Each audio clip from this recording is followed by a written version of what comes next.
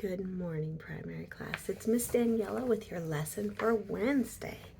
Well, after all that snow, we're just getting a bunch of rain now.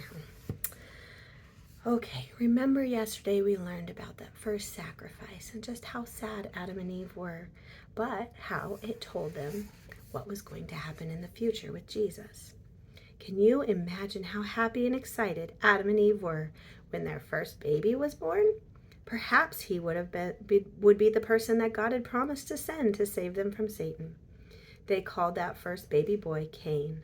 The next baby boy they called Abel, and how carefully they taught them about obeying. The boys learned how to care for the animals and how to grow food. Abel especially liked taking care of the sheep, and Cain liked working with plants. Both boys watched the morning and evening lamb sacrifices. They saw fire flash down from heaven to burn the sacrifices, showing that God was pleased with what they were choosing to believe his promise. Of course, you can be sure that Satan was busy with his tempting lies, and as the boys grew older, Abel chose to love, trust, and obey God, but Cain made different choices. Instead of being thankful for God's blessing, he began to blame God for how everything had changed. Sorry. Keep losing my place. Okay. He began to blame God for how everything had changed since his parents had disobeyed in the Garden of Eden. Why did God make it so hard to grow food? Why did God make thorns and thistles? And why weren't the animals tame and gentle like his parents had told him they were before? Why, he asked. Adam and Eve explained how it all started and that started with Satan in heaven when he chose to disobey God's law. They told him of Satan's terrible lies about God, and sadly, they told him they themselves had made wrong choices. But still, Cain chose to listen to Satan. Have you ever heard anyone blaming God for something?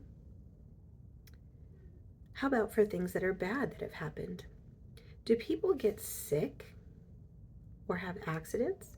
Does God make those bad things happen? Or is it Satan? Never forget that Satan is our enemy. 1 Peter 5:8 tells us that. We'll look it up in a second. But if we choose to love, trust, and obey God, no matter what happens, he will finally give us a home where everything will be perfect again. Revelation 21, verses 1 and 4 tell us that.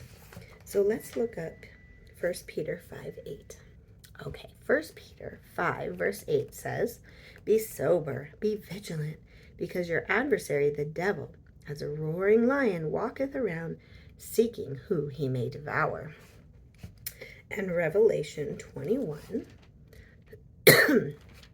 verses 1 and 4 tell us, "And I saw a new heaven and a new earth, for the first heaven and the first earth were passed away, and there was no more sea. And God shall wipe away all the tears from their eyes, and there shall be no more death, nor sorrow, nor crying, neither shall there be any more pain, for the former things are passed away." What a wonderful thing we have to look forward to. I can't wait.